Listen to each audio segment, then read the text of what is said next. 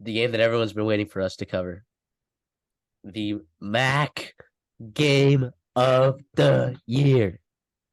Toledo at Miami of Ohio. Toledo laying 2 points. Juan Finn versus Brett Gabbert. Two very, very good quarterbacks in their own right. Two very, very good teams in their own right. And Miami's at home. What do you think? This is incredible. This is awesome. Matt, you mentioned it. Matt game of the week, Matt game of the year, potentially. It's a great QB matchup. My goodness, Dorian Finn is electrifying. Brett Gabbert's had success there at Miami, Ohio as well. Both these teams are pretty similar in terms of the fact that their only loss are to, Power 5 schools on the road. Miami, Ohio got blown up by Miami University, right, 38-3. But then Toledo had a chance and probably should have beaten Illinois at Illinois. Now, Illinois is obviously not the caliber that Miami is, but they've been playing better as of late. And obviously, it's hard to go on the road and win the Power 5 if you're Toledo and Miami. Toledo's offense has been damn good, right? They've done very well, I think. Penny Boone, right, the running back, has been pretty darn good. Miami, Ohio got a win against Cincinnati. Pretty exciting to see Brett Gabbert. I mean, I feel like he's been there forever. I mean, I don't know if that's just me, but it's good to see him playing really good football, mistake-free as best he can. 14-4 touchdown interception ratio is pretty good. It's about as good as you can ask for. The running back's been running the football well too, right? Over almost 4.5, almost 5 yards to carry, for both of them. And yeah, it's awesome. I think this is really great for the MAC. What's your feeling? Miami is 6-1 ATS this year. Toledo is 2-5. Miami is at home. Their defense has actually looked pretty good.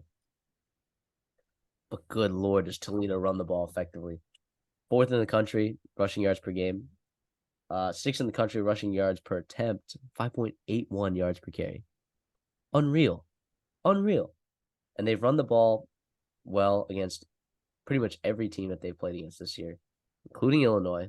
Granted, Illinois doesn't have a great run defense this year, which is shocking to everyone. But Penny Boone, man, from Michigan, 7.4 yards per carry since he took over in that San Jose State game. 123 yards, 211 yards, 113 yards, 129 yards, 148 yards, 7.8 yards per clip in that time frame. He's crazy. He's crazy. Excuse me. Battling the cold here. Miami's run defense isn't exactly amazing either. It's fine. I mean, 3.76 yards per carry allowed. But they've given up 250 yards to Cincinnati and Miami, Florida on the ground in those games. I think Toledo, while they don't have a better offensive line, they have a better rushing attack than those two teams, both. Miami of Ohio is not very beefy on the defensive line. Toledo's offensive line isn't gigantic, but they're just fast. Fast on fast. I'm taking Toledo. Give me the -2, even though they're on the road.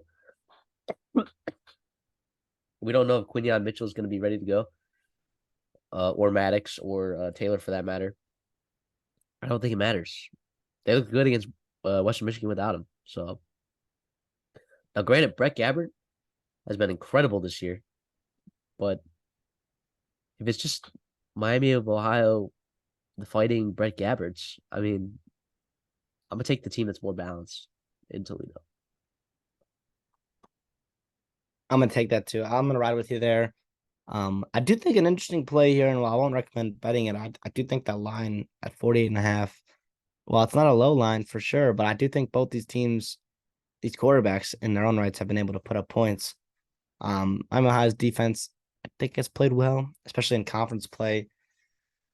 Toledo, man, though, I look out for them. I think the win of this game definitely deserves to be ranked. Obviously, Toledo on the road, you don't love that, but they played well on the road this year, so I can't really fault them for that.